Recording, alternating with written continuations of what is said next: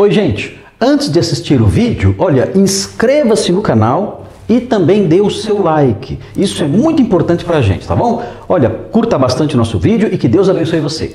Irmãos, boa noite para quem eu não falei boa noite.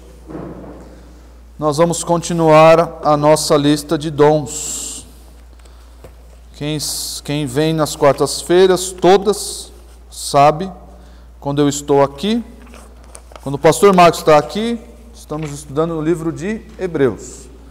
Quando o pastor Nicolas está aqui, Isaías 53. Quando eu estou aqui, a lista dos dons espirituais. As listas, né? Tem uma lista em Romanos 12, uma lista em 1 Coríntios 12 e uma lista em Efésios 4. E nós estamos terminando, vamos terminar hoje, se Deus permitir, a lista de 1 Coríntios 12. Então deixe sua Bíblia aberta em 1 Coríntios 12. No nosso último encontro, nós falamos do dom de profecias apenas. Dom de profecias, tiramos aí várias dúvidas, se existe ou não existe hoje, se é necessário ou se não é necessário, o que é o dom de profecias.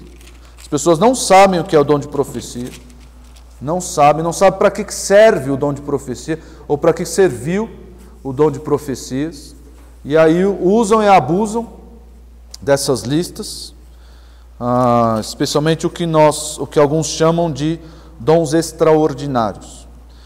E nós vamos aqui ler a partir do versículo 1 até o versículo 11. Acompanhe a leitura aí, 1 Coríntios 12, a partir do versículo 1. A respeito dos dons espirituais, não quero, irmãos, que sejais ignorantes. Sabeis que outrora, quando éreis gentios, deixáveis conduzir-vos aos ídolos mudos, segundo éreis guiados. Por isso, vos faço compreender que ninguém que fala pelo Espírito de Deus afirma, anátema Jesus. Por outro lado, ninguém pode dizer Senhor Jesus, senão pelo Espírito Santo. Ora, os dons são diversos, mas o Espírito é o mesmo. E também há diversidade nos serviços, mas o Senhor é o mesmo. E há diversidade nas realizações, mas o mesmo Deus é quem opera tudo em todos. A manifestação do Espírito é concedida a cada um visando a um fim proveitoso. Porque a um é dada, mediante o Espírito, a palavra de sabedoria, e a outro, segundo o mesmo Espírito, a palavra do conhecimento, a outro, no mesmo Espírito, a fé, e a outro, no mesmo Espírito, dons de curar, a outro, operações de milagres, a outro, profecia, a outro, discernimento de espíritos, a um, variedade de línguas, e a outro, capacidade para interpretá-las. Mas um só e o mesmo Espírito realiza todas estas coisas, distribuindo-as como lhe apraz a cada um individualmente. Muito bem, nós já fizemos aqui toda a introdução. Se você quiser saber, vá lá no YouTube da igreja, tem lá os vídeos. Temos 4 vídeos já sobre dons espirituais, aqui nos cultos de quarta-feira. Esse será o nosso 5º vídeo. E vamos falar de 2 dons que compõem aí o final, né? Na verdade, um dom que está dividido em 2, mas são 2 dons que vêm depois do dom de profecia. Temos aqui discernimento de espíritos e depois variedade de línguas e interpretação. Então vamos aprender, ou reaprender, ou relembrar, quem já sabe, o que é discernimento de espíritos. Então você poder falar com um demônio, saber o seu nome, perguntar a ele qual é o seu nome, se ele é o cramunhão, se ele é o tranca-rua, se é a pombagira, ou se é uma lista que eu procurei na internet. Existe uma lista de mais de 200 nomes de demônios. Sabiam disso? Então, discernir os espíritos não tem nada que ver com saber o nome de demônios. Nada disso, nada disso. Discernir espíritos é discernir ensinos. ensinamentos, doutrinas, o que é ensinado por outras pessoas. Isso é discernir espíritos. É preciso uma capacidade do Espírito Santo para que isso ocorra. Veja bem, irmãos, nós vamos falar daqui a pouco, vamos ler aqui, inclusive, textos fundamentando isso, mas, ao que me parece, na leitura de 1 Coríntios 12, até o capítulo 14, quando o apóstolo mescla esse conceito que nós lemos no versículo 11, de que é um Espírito só que realiza todas estas coisas, distribuindo como lhe apraz os dons, mas no mesmo capítulo nós encontramos no versículo 31, por exemplo, no versículo 31, o apóstolo dizendo que nós devemos buscar os melhores dons, e reforçando isso no versículo 1 do capítulo 14.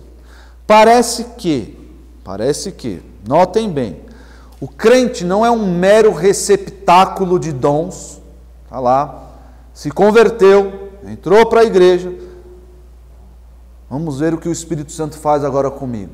Não é assim, não é assim. Parece, na dinâmica do capítulo, desse trecho maior, dos capítulos 12 a 14, parece que nessa dinâmica, o capítulo 12 quer dizer o quê? Acerca da variedade dos dons. Não existia só um dom. O problema dos coríntios, em Corinto, eu sempre falo os coríntios em Corinto, era que todo mundo queria aparecer, esse era o problema. Todo mundo queria evidência, todo mundo queria estar lá, e como é que eles faziam isso? Através do dom de línguas. Queria aparecer, porque era um dom de sinal, de fala, todo mundo aparecia. E aí o apóstolo Paulo escreve o capítulo 14, mostrando, o dom de profecias é o superior.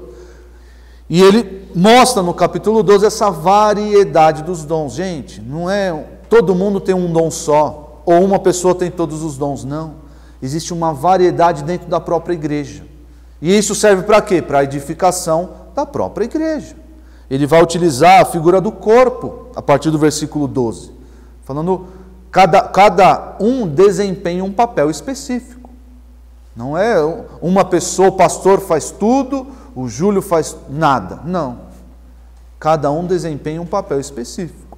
Mas na dinâmica da igreja, como eu estava dizendo, não é o crente sentar lá e vamos ver o que o Espírito Santo faz, não. No exercício de uma vida cristã normal, nós podemos notar que certas pessoas têm capacidades mais acentuadas do que outras.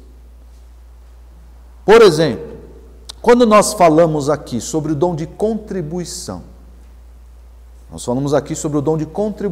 existe esse dom? Existe, está lá em Romanos 12. A pessoa precisa ser rica para ter o dom de contribuição? Precisa disso? Não precisa.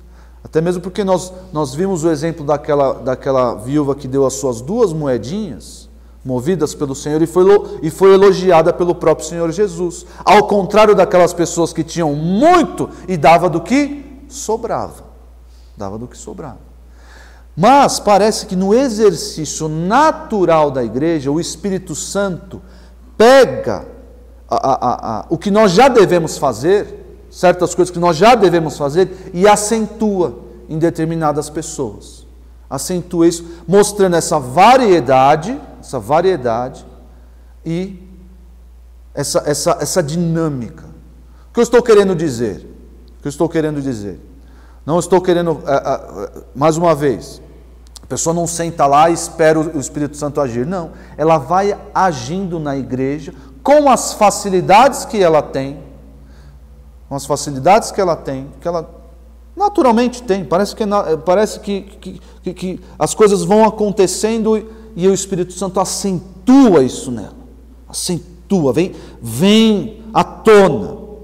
Por que eu estou dizendo isso? Aqui já falando do discernimento de espíritos, porque todo crente tem que ter discernimento. Todo crente tem que ter discernimento. Não, você não pode, eu não tenho discernimento de espírito, então eu aceito qualquer coisa. Eu sou levado por qualquer vento de doutrina. Não, o crente tem que ter discernimento. Mas parece que Deus, o Espírito Santo, acentua isso, age na pessoa, age no crente, como o crente é habitado pelo Espírito, o Espírito Santo vai lá e acentua isso na pessoa e ela desponta esse dom para o benefício da própria igreja. Mais uma vez, voltando aqui aos princípios fundamentais dos dons. Os dons são para serem exercidos no contexto de igreja. Estávamos sentados à mesa, eu não sei qual era o assunto ali, mas eu perguntei para a Rebeca, minha filha de 4 anos, para quê? Estava falando acerca de dons, né? Falando sobre a bondade. E eu falei, filha, para que nós precisamos ser bons, ter essa bondade com relação às pessoas? Ela, para ajudar as pessoas por aí. Eu falei, filha, tome cuidado. Porque quando é um dom do Espírito Santo, quando é algo que o Espírito Santo nos concede, é para ser exercido na igreja, em benefício da igreja. Não adianta eu ter o dom de contribuição e dar meu dinheiro lá nas casas André Luiz. Isso não é dom de contribuição. Você pode dar o seu dinheiro, nas casas André Luiz não, porque é espírita, né? Casa André Luiz não. A Legião da Boa Vontade acho que é espírita também, né? Dá o seu dinheiro aqui por casa do André Luiz aqui, ó. Então não adianta você, eu tenho um dom de contribuição e dou meu dinheiro lá para a ONG XYZ. Isso não é dom. O dom é para ser exercido na igreja, em benefício da igreja, para a edificação da igreja. Então isso isenta o crente de ajudar o mundo, de ter ações com relação ao mundo? Não, isso aí é outro departamento, é outro pedaço da Bíblia, tá bom? Isso é outro pedaço da Bíblia, não confunda. Dons espirituais, esse acento, qual que é o acento mais forte da língua portuguesa? É o agudo? Acho que é o acento agudo, né? Esse acento agudo que o Espírito Santo faz em cada um de nós é para ser exercido em nosso próprio benefício, benefício da igreja. Então, não obstante isso, todo crente tem que ter discernimento, todo crente tem que ter conhecimento, de modo que possa discernir o que é a verdade e o que é a mentira. Óbvio. E todo crente tem o Espírito Santo atuando dentro de si. Mas aquele que tem o discernimento de espíritos, esse parece que ele vai funcionar como um radar, assim. Um radar. O que isso está dizendo? Isso aí não. Isso aí não provém de Jesus. Nós vamos ver um texto de João aqui. Provém do mundo. Esse ensino provém do mundo. Nos anos 90, no comecinho dos anos 90, final dos anos 80,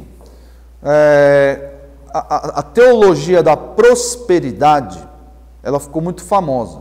Aí com o advento das igrejas universal, a igreja universal cresceu nessa época aí, né? E você via muitos crentes.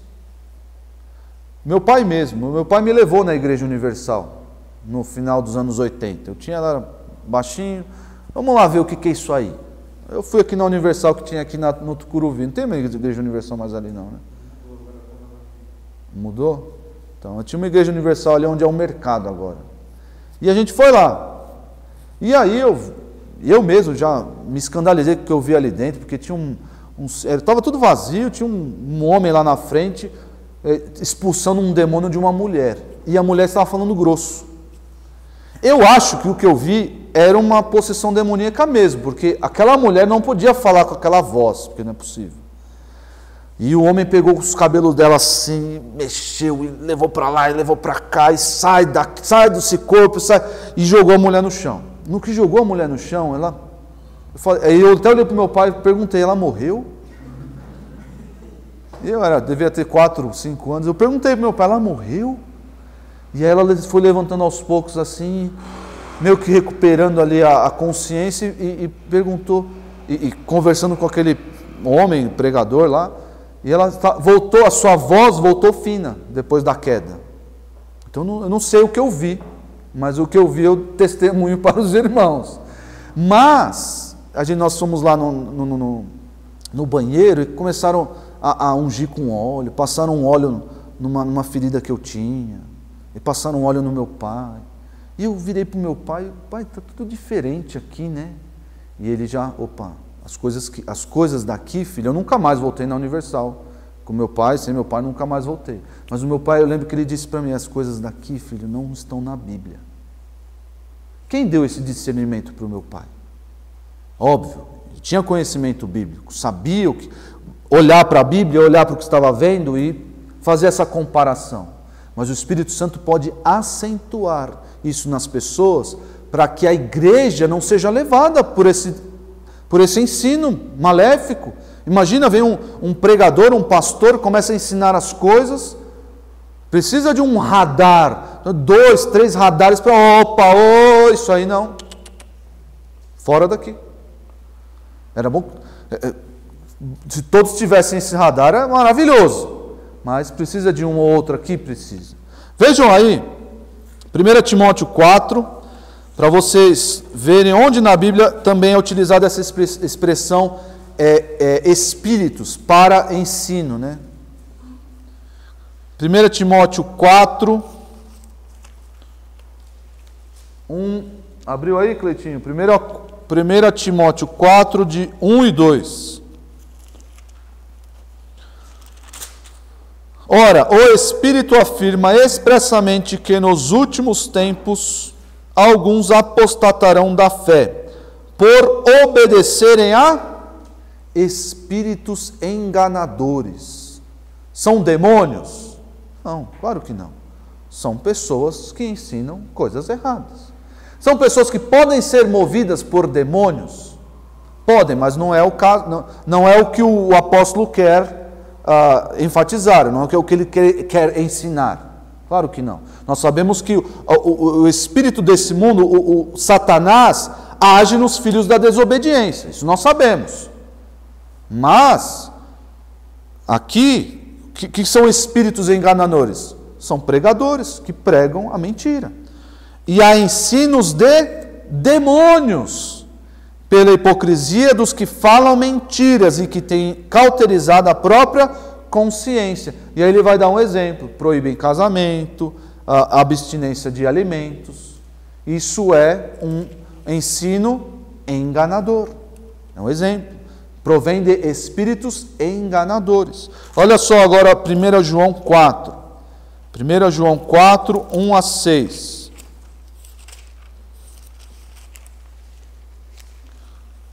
1 João 4, de 1 a 6. Vamos lá. Amados, não deis crédito a qualquer espírito. Olha só. Antes, provai os espíritos se procedem de Deus, porque muitos falsos profetas têm saído pelo mundo afora, ou pelo mundo fora. Nisto reconheceis o Espírito de Deus. Todo espírito que confessa que Jesus Cristo veio em carne é de Deus. E todo espírito que não confessa Jesus não procede de Deus. Pelo contrário, este é o espírito do anticristo, a respeito do qual tendes ouvido que vem e presentemente já está no mundo. Filhinhos, vós sois de Deus e tendes vencido os falsos profetas, porque maior é aquele que está em vós do que aquele que está no mundo. Eles procedem do mundo, por essa razão falam da parte do mundo e o mundo os ouve. Nós somos de Deus, aquele que conhece a Deus nos ouve, aquele que não é da parte de Deus não nos ouve. Nisto reconhecemos o espírito da verdade e o espírito do erro. É bom que João é muito pragmático, né? É assim ou não é assim? É acolá.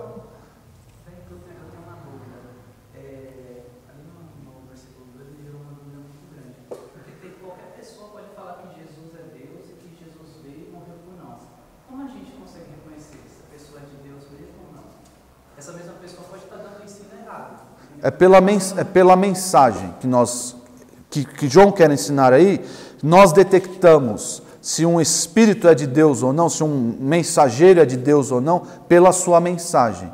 Porque o que nós lemos aqui em 1 Coríntios 12, ninguém pode falar anátema a Jesus movido pelo Espírito Santo, ao mesmo tempo que ninguém pode falar Senhor Jesus a não ser movido pelo Espírito Santo.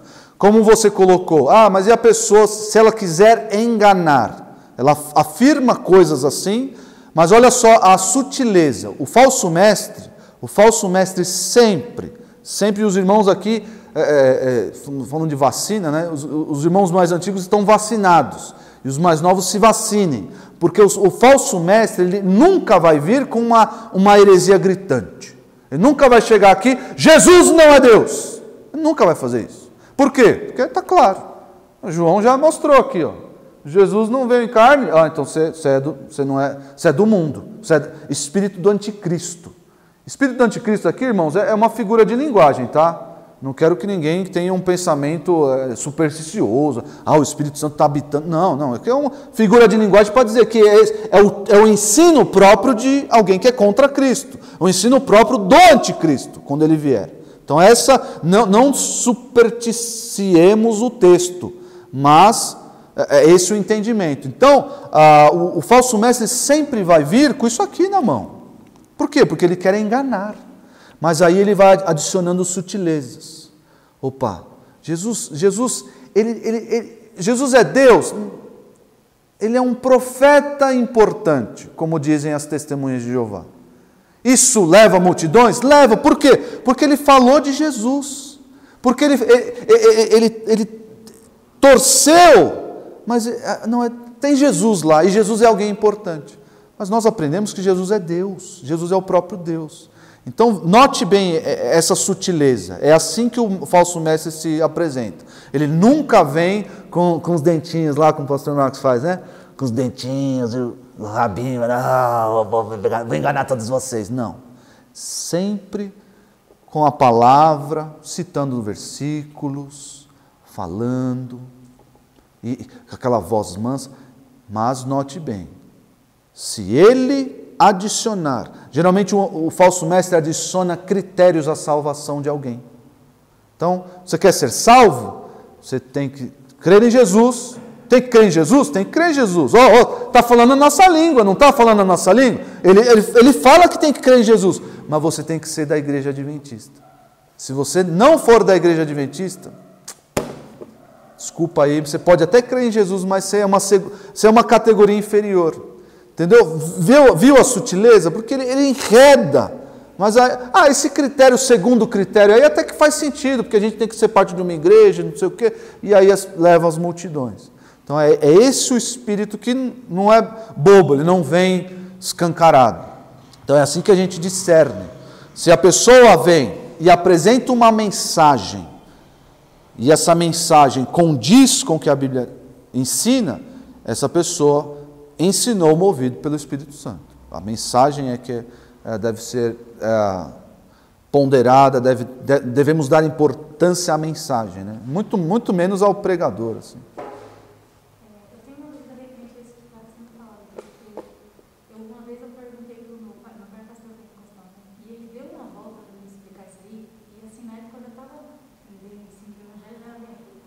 E eu falei assim, pai, me parece que baseado nesse texto, o discernimento de espíritos vem eu conhecendo a palavra também. E é isso que me parece quando eu leio esse texto. E aí ele falou que não. Aí eu fiquei confusa na época, mas é isso, né?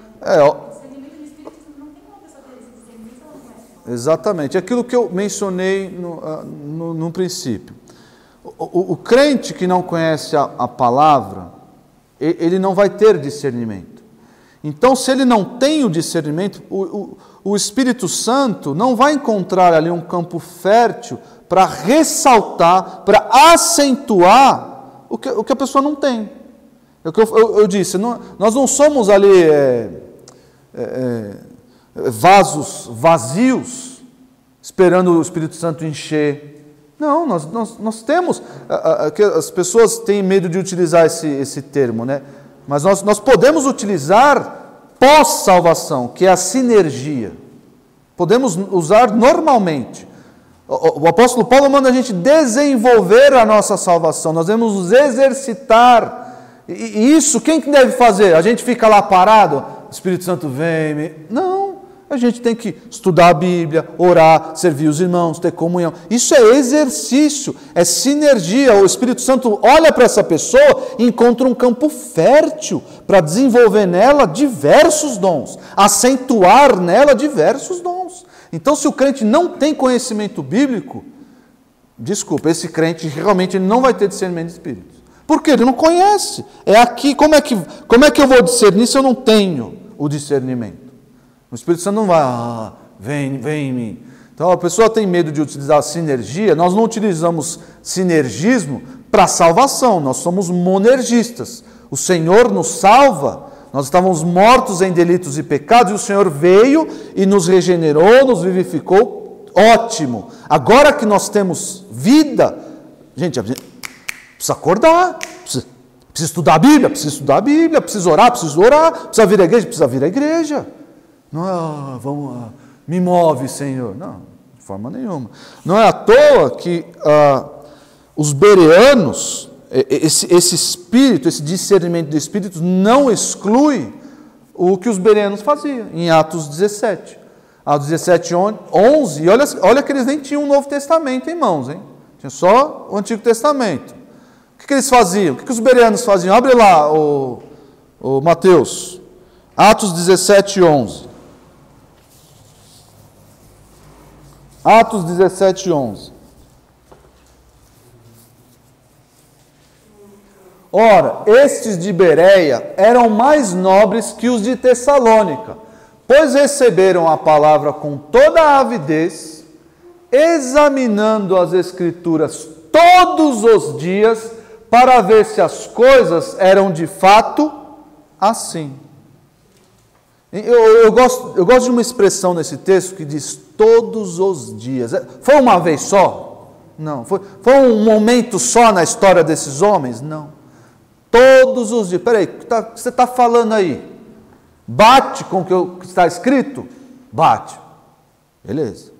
O que você está falando aí, meu amigo, você está viajando. Cale-se. Porque o que você está falando, isso é discernimento. Isso é discernimento. E o Espírito Santo levanta pessoas no nosso meio para nos proteger do erro, do mal, do engano.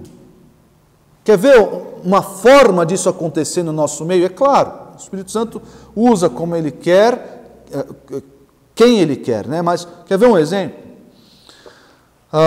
Hoje, nós temos uma ética matrimonial nas igrejas evangélicas, por aí, uma ética matrimonial muito relativizada.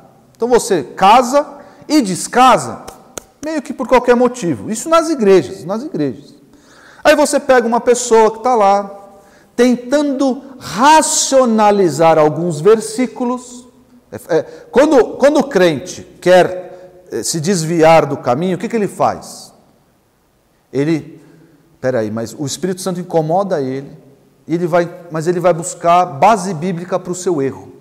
Sabia que o crente faz isso? Faz. Vai buscar base bíblica para o seu erro. Então está lá o marido, não está muito gostoso lá, está meio desgostoso com o casamento, né, aquela coisa, eu estou a fim de largar minha mulher. Mas ele sabe que isso é pecado. Mas eu posso, porque Deus quer a minha felicidade. Porque eu não casei no Senhor. Começa a racionalizar os textos bíblicos. Aí vem um irmão. Opa, irmão querido, isso que você está fazendo, esse ensinamento, essa distorção que você está fazendo, isso é do mundo. Isso provém do anticristo. Acorda, o texto bíblico é claro, você não pode se separar da sua esposa. Não pode. Acorda, irmão. Vejam a proteção que isso causa para o irmão da igreja e para todos. Para todos. Porque se um se separa aqui, por qualquer motivo, o outro separa ali, o pastor separa acolá e fica aquela... O meu chefe, eu trabalho no escritório de advocacia. O meu chefe, ele é crente E ele participava de uma igreja em que o pastor se separou da esposa, porque a esposa estava traindo ele com um outro homem, e aí esse pastor se envolveu com a mulher desse outro homem. Não, obrigado. E aí, o que aconteceu naquela igreja? Uma troca de casais ali, e o pastor não abandonou o ministério, continuou lá pregando, continuou lá liderando a igreja. O que aconteceu com essa igreja? Anos depois, as famílias se dilaceraram. As famílias, meus irmãos, não tem estômago para contar o que aconteceu nessa igreja. E meu chefe saiu de lá, obviamente. No dia que aconteceu isso, saiu de lá. Então, o que faltou ali? Alguém para levantar o radar, falar, isso aí, não está condizendo com o que a Bíblia diz, com o ensino bíblico acerca do casamento. Você vai continuar? Então vamos, igreja, vamos nos reunir e disciplinar essa pessoa que está obstinada em seu pecado. E não racionalizar e encontrar justificativas bíblicas para pecar. Então, é muito importante esse discernimento. Como eu disse para os irmãos, eu citei aqui já 1 Coríntios 12, 31 e o 14, 1. No versículo 12 do capítulo 14 também tem essa ênfase. 1 Coríntios 14, versículo 12. Assim também vós, visto que desejais dons espirituais, olha só, existe essa possibilidade, ou o crente fica lá, vem Senhor, não, eu quero fazer tal coisa, eu vou lá e faço. O Espírito Santo acentuar isso em mim, ótimo, é um dom. Procurai progredir para a edificação da igreja. O apóstolo Paulo, e aqui eu faço uma pergunta para vocês, uma pessoa que recebeu um dom do Espírito Santo, pode desprezá-lo? O que os irmãos acham? Pessoa que recebeu um dom do Espírito Santo, pode desprezar esse dom? Tá, o pessoal está dividido aí, hein? O pessoal está dividido.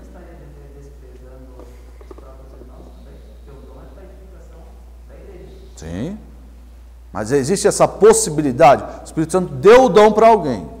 A pessoa tem lá o dom X. A pessoa desprezar, sentar aí no banco.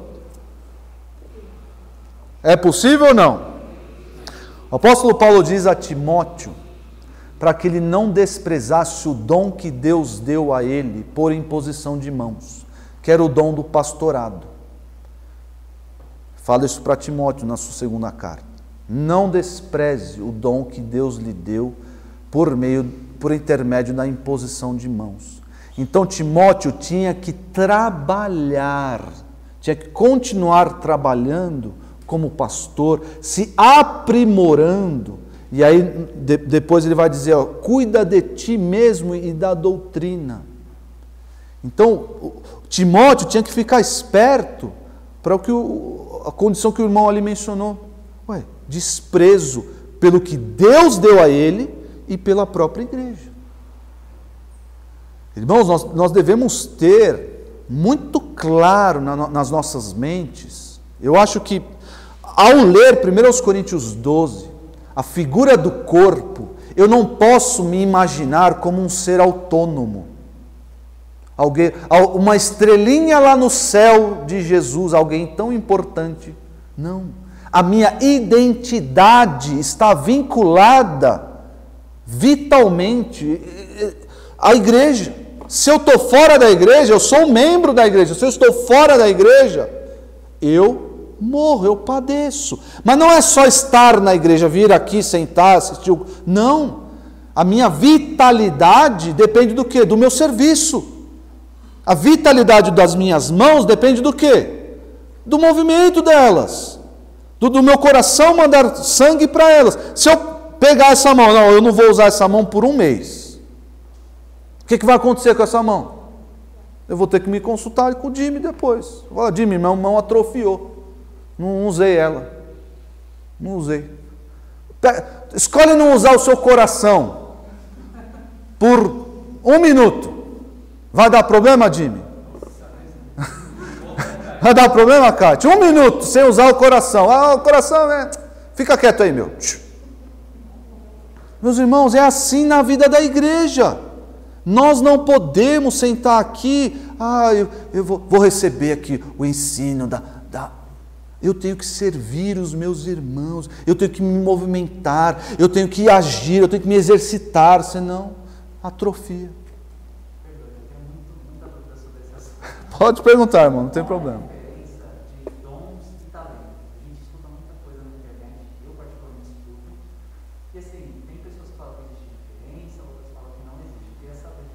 Então, o talento, os dons, são esses que nós vemos no texto bíblico.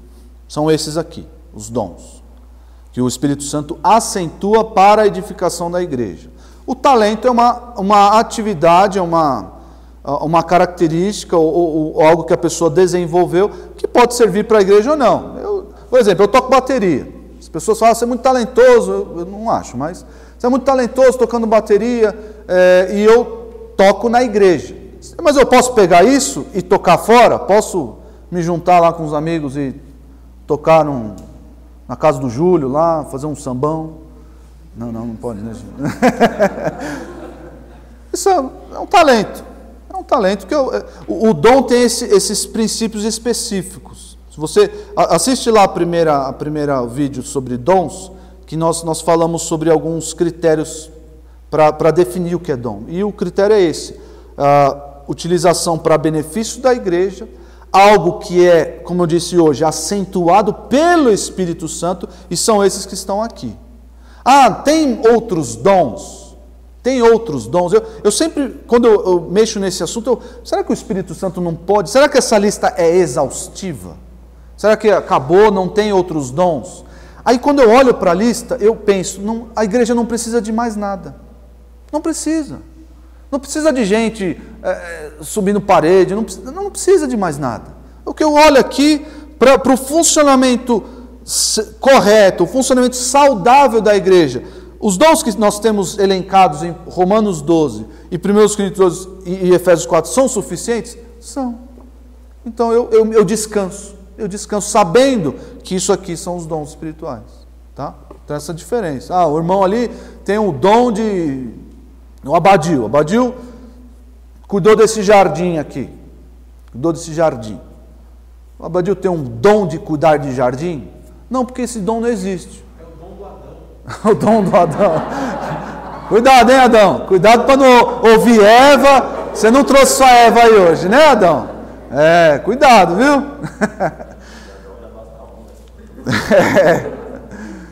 Bom, gente, eu achei que eu ia durar 10 minutos nesse dom, porque o próximo dom é o dom de línguas e interpretação. Que se o irmão ali tem dúvidas...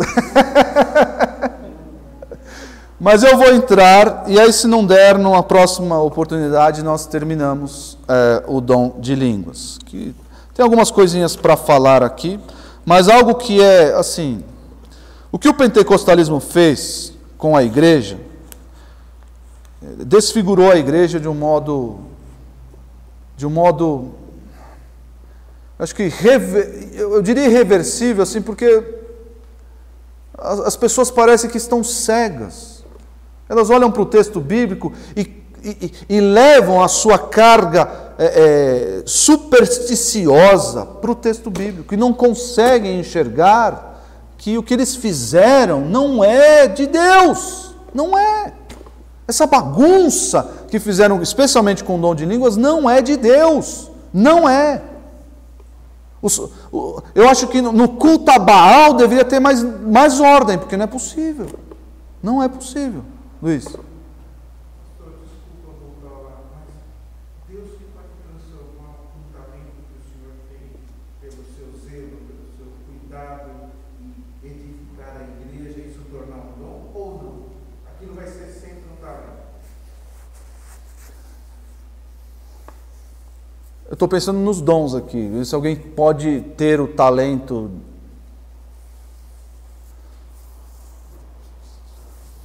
acho que assim, a diferença vai estar no uso. Não é essa transformação. Não, eu acho que assim, todos os crentes têm quando você olha para os dons, todos os crentes têm certa responsabilidade com relação a esses dons. Os dons vigentes, né? Não estou falando de profecias e tal, mas todos os crentes, como eu falo, o dom em Efésios 4 fala que Deus designou alguns para pastores. As mulheres não têm isso, não têm isso. Mas quando você observa no resto do Novo Testamento que nós devemos nos edificar, nos aconselhar mutuamente, nós devemos fazer esse trabalho que não é o pastorado, mas o pastoreio mútuo, você encontra a responsabilidade de todos. Deus vai levantar alguns pastores? Vai levantar alguns pastores, com esse dom do Espírito Santo, alguns pastores. Mas a obrigação de pastoreio é de todos? É de todos.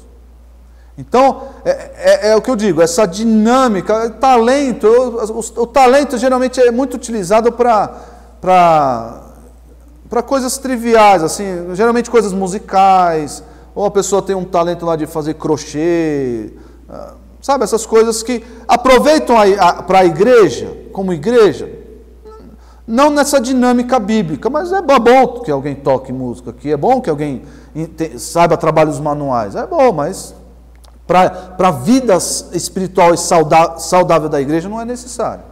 Não tiver alguém que toque guitarra aí, não precisa, não tem problema. Então, por exemplo, Daniel, o trabalho dele é dom ou é talento? É talento. Porque edifica a igreja. É talento, não. Aí que está, nós podemos encontrar no Daniel, o que ele utiliza, o fato dele saber tocar piano, nos aproveita, mas isso o Daniel, Deus o mantenha vivo por muitos anos. Mas o Daniel, acabou Daniel aqui, extrema unção, Daniel foi recolhido à morada, acabou, não tem mais piano na igreja. A igreja vai continuar saudável? Vai, claro que vai. Vai continuar seguindo seu rumo saudavelmente, em posse das suas obrigações, das suas responsabilidades. O que o Daniel faz deixa o culto muito mais bonito? Deixa, absolutamente. O que o Daniel pode fazer, saber é que a disposição dele em transformar, em deixar o culto mais belo, essa disposição, algo que o Espírito Santo coloca no coração dele, aí sim. É o serviço, é o dom de serviço. Como o Daniel está servindo? Com o talento dele, vamos dizer assim. Então, se o Daniel não sabe fazer, perdeu as mãos, Daniel, estou te mutilando aqui, Daniel. Vamos lá, aconteceu lá um desastre, o Daniel não consegue mais tocar. Aconteceu com aquele maestro lá, o João Martins lá, né? Não consegue mais tocar. Mas a disposição em servir no coração do Daniel, dada pelo Espírito Santo e exercitada pelo próprio Daniel, não vai sumir. Mas não tenho mais o piano. Opa, ele vai achar outro jeito de servir. Por quê? Porque essa disposição no coração é acentuada pelo Espírito Santo. É acentuada pelo Espírito Santo. Bom, irmãos, vamos lá. O que é o dom de línguas? Bom, faltou aquela perguntinha, né? O discernimento de espíritos continua ou cessou? Continua. É preciso? É preciso. A igreja precisa disso. Dom de línguas e interpretação. O que é? E o que é está escrito em Atos 2. Não deixe que ninguém tire isso da mente de vocês, do coração, do conhecimento de vocês. O dom de línguas está descrito em Atos 2. Não existe um dom de línguas em Atos 2 e outro dom de línguas em 1 Coríntios 14. Não existe. Isso é invenção, uma invenção pérfida para sustentar uma teologia ainda mais perniciosa. Vamos ver lá, Atos 2, abra a sua Bíblia, abra aí Mateus, Atos 2, a partir do versículo 1 mesmo. Vamos ver a partir do versículo 1, para contextualizar. Vejam aí, ao cumprir-se o dia de Pentecostes, estavam todos reunidos no mesmo lugar. Dia de Pentecostes, o que acontecia no dia de Pentecostes? Na verdade, naquela época, né, na Páscoa e no Pentecostes, como um era seguido pelo outro. O que acontecia? Judeus de todo mundo vinham para Jerusalém, para cumprir ali as festas designadas na lei mosaica. Então, judeus do mundo inteiro. Eram todos esses judeus falavam hebraico? Não, claro que não. Se você convocar hoje judeus de todo mundo, todos falarão hebraico? Todos falarão grego, que era a língua na época? Não. Então, nós temos aí judeus de todo mundo vindo para Jerusalém por conta das festas, ou Pentecoste aqui no caso. De repente, veio do céu um som como de um vento impetuoso e encheu toda a casa onde estavam assentados. E apareceram distribuídas entre eles línguas como de fogo, e pousou uma sobre cada um deles. Aí já vem o irmão olhando para mim ali, pastor, o que são essas línguas como de fogo? Não sei. Na verdade, o meu trabalho de conclusão do mestrado tem se debruçado sobre essa expressão. Eu tenho lido vários artigos, vários livros, para tentar entender um pouco melhor o que são línguas como de fogo. O melhor trabalho que eu encontrei foi um trabalho que fez conexão com o judaísmo, com questões do judaísmo, porque aqui eram judeus reunidos ali, sua vasta maioria, todos, né? E o trabalho dizia o seguinte: como a expressão não é clara, fala línguas como de fogo. O que são línguas? São a língua de dragão? Línguas como de fogo? A melhor explicação não é a explicação definitiva, última acerca disso. Não é. Mas a melhor explicação que eu vi, porque o autor bíblico escrevia o que via.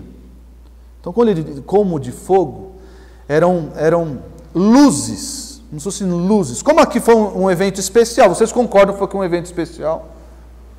De repente veio do céu um som, como um vento impetuoso, encheu toda a casa onde estavam sentados. Um evento grandioso, não foi algo simples, não foi algo que nós vemos todos os dias nas igrejas pentecostais, não. Foi um evento único, Então, a melhor descrição, ou talvez a que mais me convenceu, foram que, para mostrar ali que as pessoas teriam capacidade de falar línguas desconhecidas por elas, vieram como se fossem luzes, raios de luz. Sabe quando a pessoa parece iluminada? E aí você olha assim, aquela luz forte, parece que tem algo. Então essa era a descrição. A pessoa pegou literatura extra-bíblica e essa mesma expressão, como de fogo, e pegou em literatura fora da Bíblia para trazer mais próximo. Então é isso. Pastor, e o que isso muda na nossa teologia? Nada. É porque, eu estou explicando isso por quê? Porque os pentecostais usam e abusam do termo fogo e da maneira como eles querem, falam que o Espírito é fogo, e quando o Espírito vem é fogo, e não tem bombeiro para apagar esse fogo. Eles emporcalham a Bíblia utilizando esse termo, porque está escrito, línguas como de fogo. Ninguém sabe o que é isso, exatamente isso. Eu estou mostrando para os irmãos algo que eu li e achei mais condizente. Por quê? Um evento especial, um evento único, vindo ali como se fossem raios de luzes sobre aquelas pessoas, dando a impressão de que elas estavam ali com fogo por cima de suas cabeças. Mostrando o quê? O que vai acontecer daqui a pouco. Vejam o que vai acontecer. E apareceram distribuindo entre eles línguas como de fogo, e pousou uma sobre cada um deles. Todos ficaram cheios do Espírito Santo, a vinda do Espírito Santo sobre eles, e passaram a falar em outras línguas, segundo o Espírito lhes concedia que falasse. O que são outras línguas? As pessoas, mais uma vez, inventam que são línguas estranhas. Aqui o termo pode ser traduzido como línguas estranhas. O termo grego admite. Mas aí, a fertilidade da imaginação pentecostal, ninguém segura. Porque outras línguas, línguas estranhas, mas estranhas a eles. Mas onde está isso no texto, pastor? Continua a leitura, que você vai saber. Sobe aí, Mateus. Ora, olha aqui a explicação, está muito clara a explicação do texto, do que são o dom de línguas. Ora, estavam habitando em Jerusalém judeus, homens piedosos, vindos de todas as nações debaixo do céu.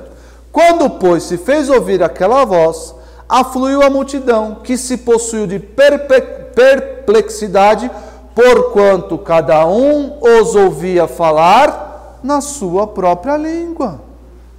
Simples assim. Estavam ali judeus. Opa, estou aqui em Jerusalém, estou ouvindo gente falando a minha língua para lá da Macedônia, para lá da Babilônia, que a Babilônia nem existia mais, lá na Ásia, meus dialetos próprios, estou ouvindo falar. Olha, quando você, eu não sei quem já teve a experiência de ir para outro país, e aí quando você ouve português, o que você faz? Opa, tem brasileirão uma parada aí, meu. Você está lá, começa a falar em brasileiro. Aí você já vira, tem brasileiro aí, já olha, é nós. É nós. Nem o Samir, quando vai lá para as Arábias, lá, né, Samir? Opa, é nós. Olha só.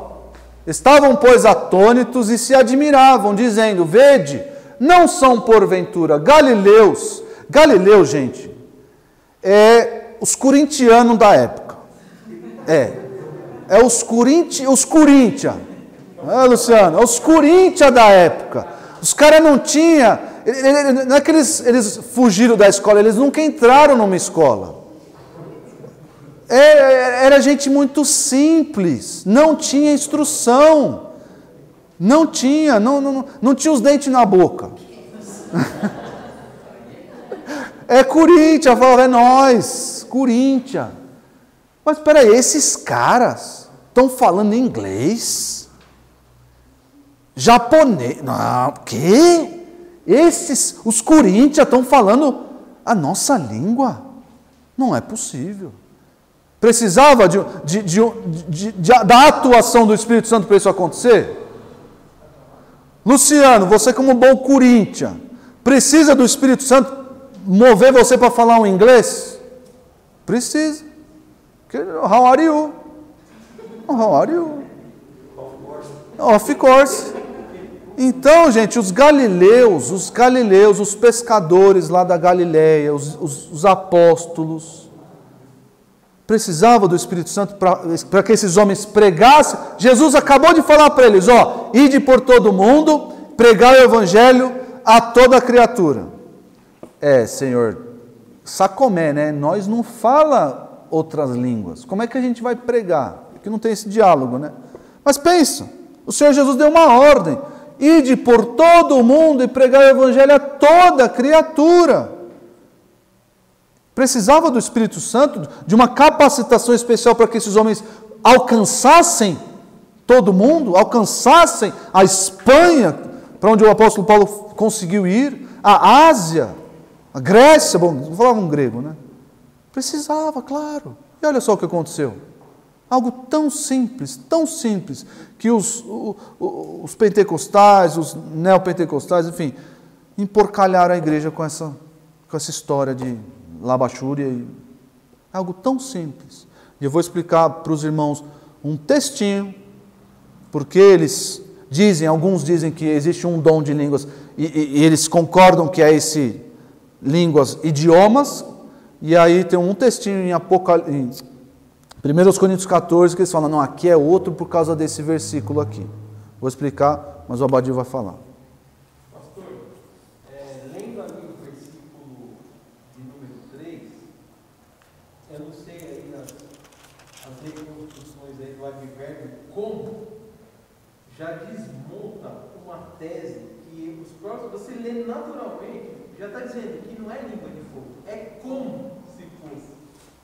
Então, há esse pressuposto aí no pentecostal, não, é língua de fogo.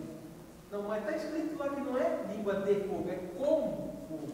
Não, é assim, né? Um negócio tão absurdo, então é porque, eu não sei,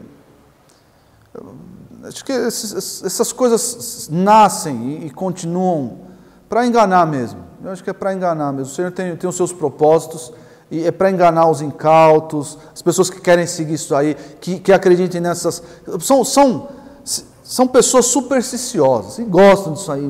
Como é fogo, e vão atrás disso aí, porque, como o Abadio falou, e o termo é como de fogo, não é fogo. É isso mesmo. É algo que ele viu e não sabe descrever. Como é que você vê algo e não sabe descrever? Você utiliza as coisas que você tem, o vocabulário que você tem.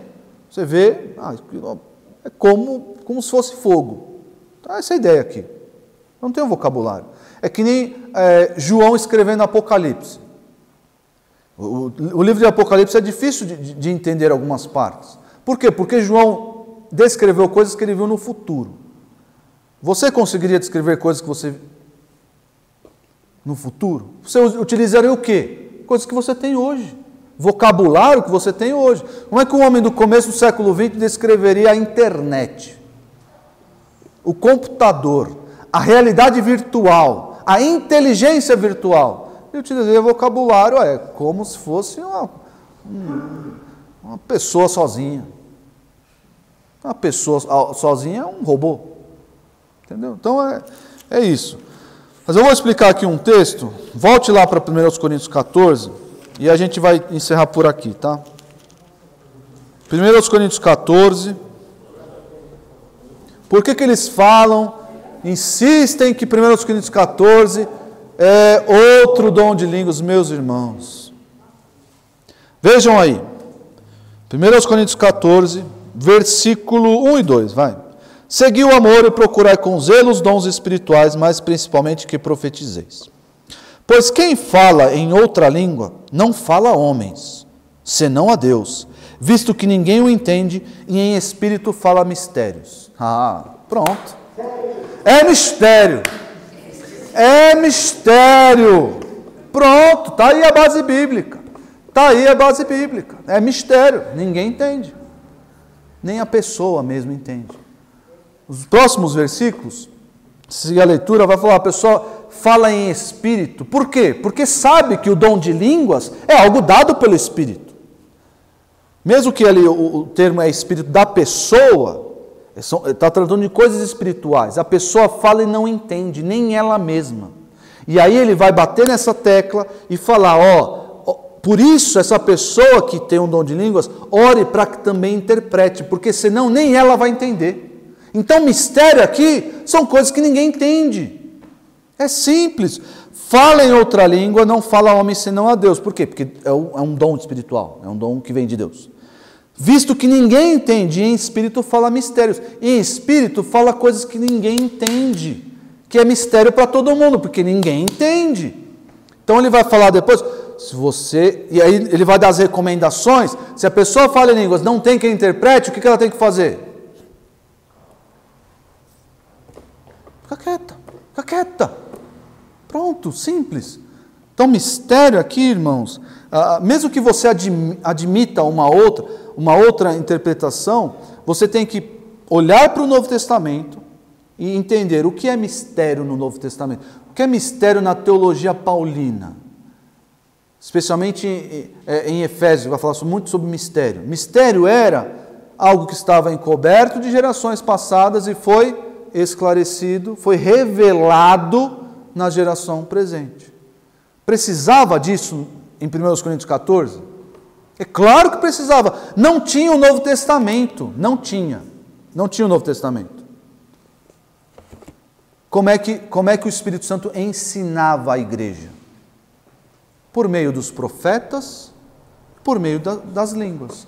As línguas eu tenho outros critérios aqui que eu vou tratar em outra oportunidade. Mas, mesmo que você admita que, mistério aqui, você tem que olhar para o mistério no Novo Testamento. Qual é o entendimento correto? Que mistério aqui é coisa que ninguém entende. É algo que ninguém entende, porque nem a pessoa mesmo entende. Nem ela entende, porque ela está falando línguas e ela não consegue interpretar.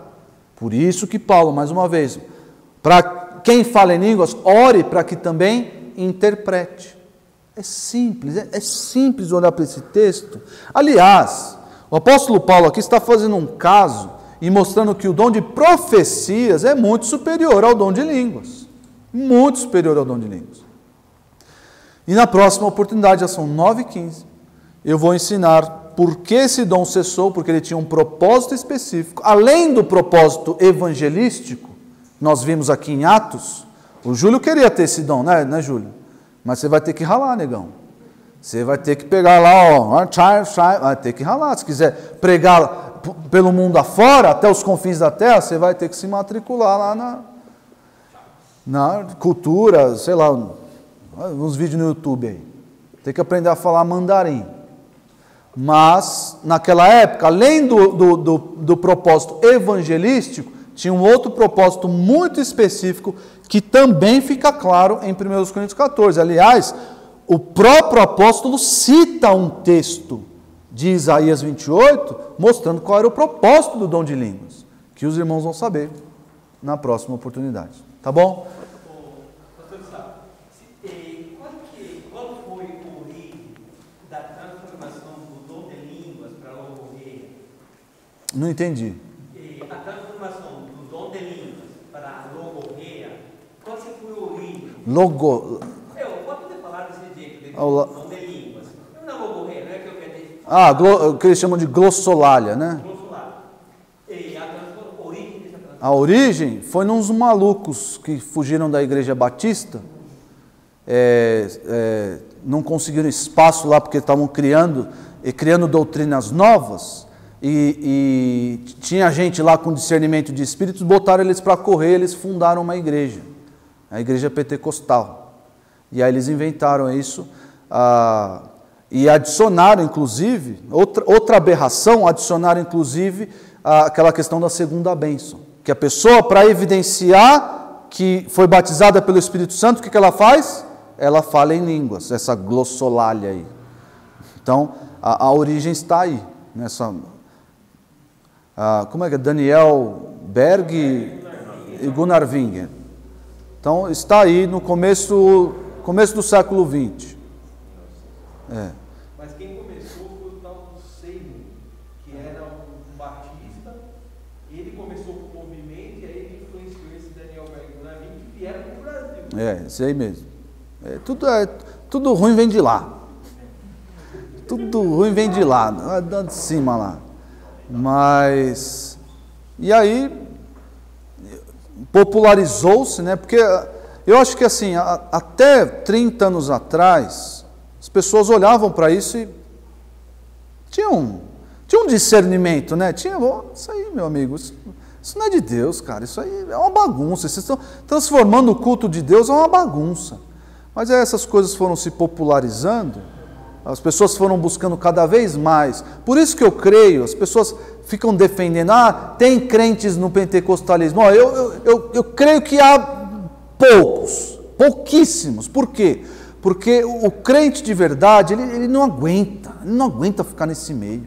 E as pessoas que enchem essas igrejas, elas estão atrás de evangelho? Não, elas estão atrás disso aí mesmo. Estão atrás de experiências emocionais.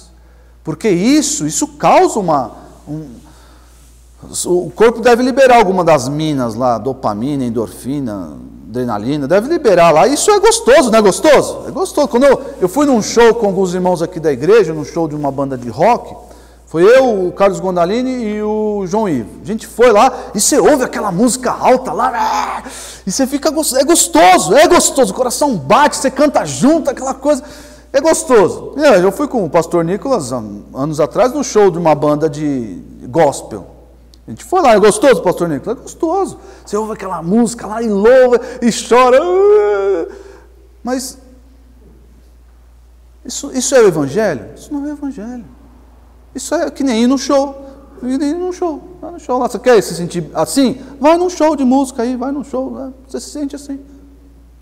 Então, eu acho que os crentes nesses lugares estão cada vez mais raros, escassos. Não estou falando aqui que a igreja batista... Não estou falando que uma igreja é exclusiva à salvação, não é isso. Mas eu estou dizendo que esse tipo de teologia, esse tipo de ensinamento, gera pessoas, gera falsos crentes. Por quê? Porque ela é falsa. Porque não adianta você nascer num ambiente que já é contaminado. É coisa falsa. Você está buscando essas coisas, buscando a emoção. Então, essa glossolalia aí que eles mencionam, isso é mentira. Ali, o termo para a língua em grego é glossa.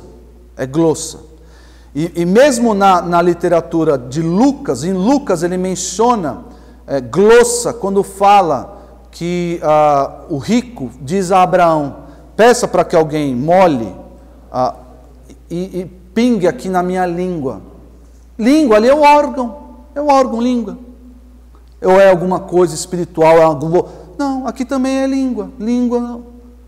Então, idioma é uma coisa, língua é outra. Então, não fala alguém, no texto quando fala, ouviram falar na sua própria língua materna, é idioma o termo. Então não adianta fugir, não adianta. Para sustentar essa mentira criada e sustentada aí, não adianta fugir. O dom de línguas é isso que está em Atos 2 e em Atos 14 é o mesmo. Pessoas falando em outros idiomas. E ponto final. Vamos orar, meus irmãos.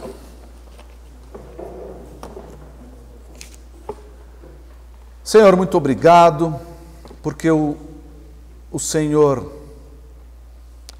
levanta pessoas no meio da sua igreja, do modo como o Senhor quer, para o benefício do teu povo, para a edificação mútua. Obrigado por essa dinâmica tão vívida, tão patente aos nossos olhos. Obrigado, ó Deus. Ajuda cada um aqui a se exercitar, de modo que seja um instrumento útil no teu reino, útil na tua igreja. E que todos assim nos sintamos, estejamos satisfeitos em poder ser usados pelo Senhor. Acende o teu Espírito em nós, acentua em nós o que o Senhor quer que façamos. Obrigado por tua palavra tão clara. Nos livra, ó Deus. Proteja os nossos irmãos que, porventura, estão dando ouvidos a esses ensinos enganosos. Que o Senhor os livre do engano, da mentira, os tire desse meio e os leve para uma igreja saudável, uma igreja fiel à tua palavra, uma igreja com essa dinâmica de 1 Coríntios 12.